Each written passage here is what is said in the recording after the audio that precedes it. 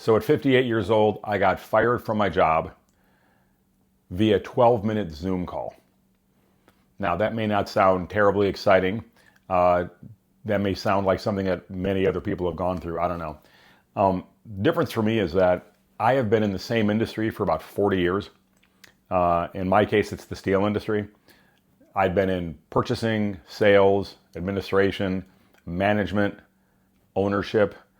I've done bank deals and mill deals and, everything you can kind of think to do within the industry, short of being an engineer, I have done. And the position that I found myself in was with a company that was kind of growing. I knew the owner, I knew people there. And, I really was excited to take the job on. I thought it was sort of the last stop on my career. I would do it for however long I could do it. I would retire, help my kids get through college and move on. And unfortunately, it did not work out that way. About 5.5 months in, I was unceremoniously fired, like I said, on a 12-minute Zoom call. And I guess the hardest part about this is I think I saw it coming 2 days into the job. And for many people in my shoes, if you're in this situation as well, when you're our age, you don't just, quit a job. You don't just walk away from a job unless you are independently wealthy. Most of us need a salary. We're trying to put kids through school and put food on the table and pay our mortgage. And so even though I sensed an issue and my gut sensed an issue, I still figured, you know what, I've done this long enough. I can figure my way through it. I was not prepared for what I was, for the buzzsaw that I walked into. And the terrible thing is, I don't dislike the people. I don't dislike even the people that fired me. I don't dislike them. I don't sense this was personal at all. This was, for some reason, something they didn't see or didn't like. I don't know. But what I can tell you is this.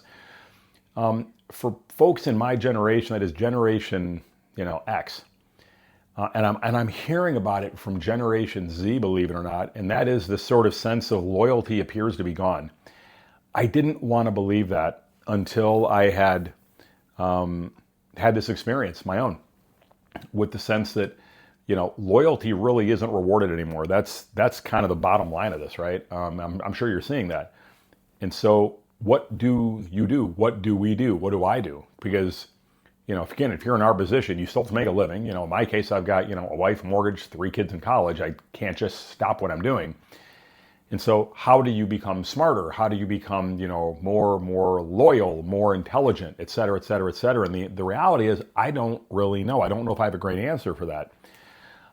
In my case, I was brought in to be, I don't know, whatever the title is, the person buying the steel. And in any steel business, the person buying has got an incredibly difficult job. And anybody that's in the industry can tell you that. Because you've got to wear about 12 different hats. You are answering to everybody. You're answering to the owner, to the president. You're answering, in my case, to the chief financial officer. You could be answering to the sales manager. And you have to work with all of those people because your decision-making ability and your ability to buy and sell, to buy at the right time and manage inventory can make or break and sink the business immediately. And so the pressure on your shoulders is pretty intense. Like you don't get to just go home at 4 p.m. and go play golf. You're still thinking about it at midnight. And if you're not, you're probably not doing your job. Now, a lot of the things that I'm telling people are, if you're again in that Gen X world like I am, you were built for this. You were raised on this at 15 years old. You were raised on, you don't go home till the job gets done. And you were raised to believe that, if I'm working for you, there is some loyalty to you. I think it's a real point. And that's how I still feel the same way. I don't know how not to be loyal, right? But in my case, my job was to take over the buying from the owner who, again, I've known for years. The guy's an incredible buyer.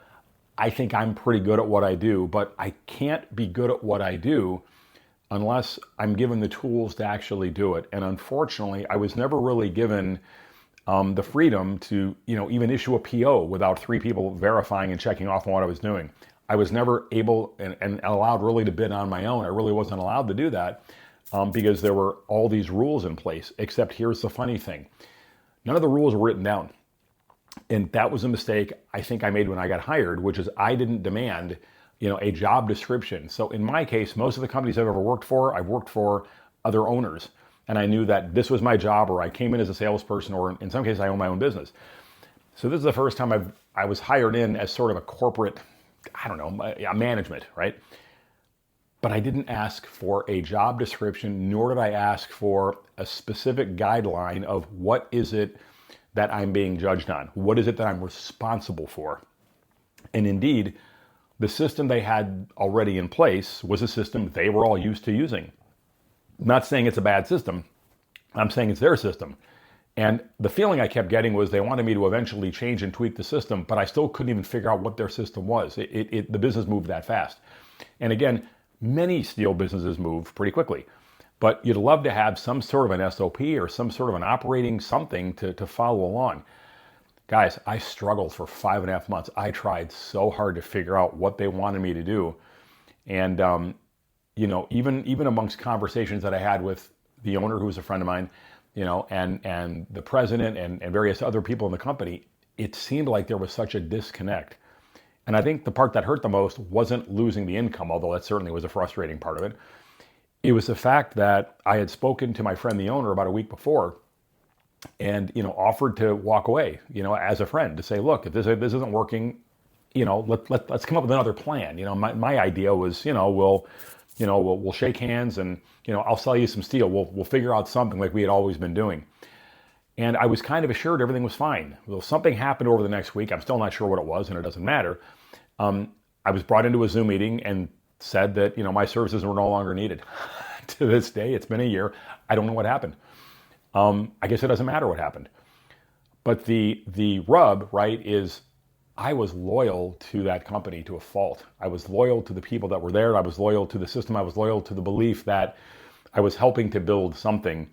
And to, like I said, be unceremoniously told you're no longer allowed to ride on the train with us, especially at my age and especially with my experience, was a real kick in the gut. Have I gotten over it? Yeah, I'm a mature adult. I teach my kids life is full of disappointment, right? But the frustration is, what does one do at our level? Like, if you're in that same position I am, that kind of Gen X, the kind of over 50, you're too old to, rock and roll, but too young to die. I'm pulling a Jethro Tull lyric there. But really, you're too young to retire, yet you appear to be too old or too experienced to get a job. And yet you not only need to still make an income, you want to make an income. You want to be useful. You want to be helpful.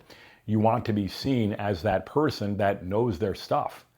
And, I'm a lot like you, I bet, in that I've got a ton of experience. I have a ton of day-to-day real world, built over 30 or 35 or 40 years in an industry. And you can see things before everybody else does. But that doesn't appear to be rewarded anymore. That doesn't appear to be an asset anybody wants. I can't tell you why.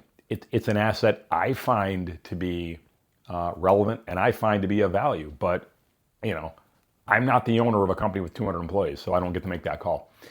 So, what is the sort of end result? The end result is, I don't think I'm the only person that finds himself in that position. And I think the point of making the video was, if I'm going to make a video and I'm going to make a channel for people, it needs to be the kind of channel that you understand. It's like you and me sitting around having a cup of coffee at a Starbucks or having a soda somewhere and just two people talking. I'll try to share stories with you of things that I've gone through. I'll try to share stories of things that I see. I'll try to share, my worldview. Maybe some of it will connect, maybe some of it won't. But, if you have interest, if you like what you heard, if you have your own story to share it in the comments. Tell me you're there. Hit subscribe. Believe it or not, that subscribe button makes a difference on on this channel. Again, don't know why, don't understand all the AI involved with it, but that's how the channel grows. So regardless, thank you for taking a few moments to listen to me, and I hope to come back to you with more of these. We'll see you. I have no idea if that was any good.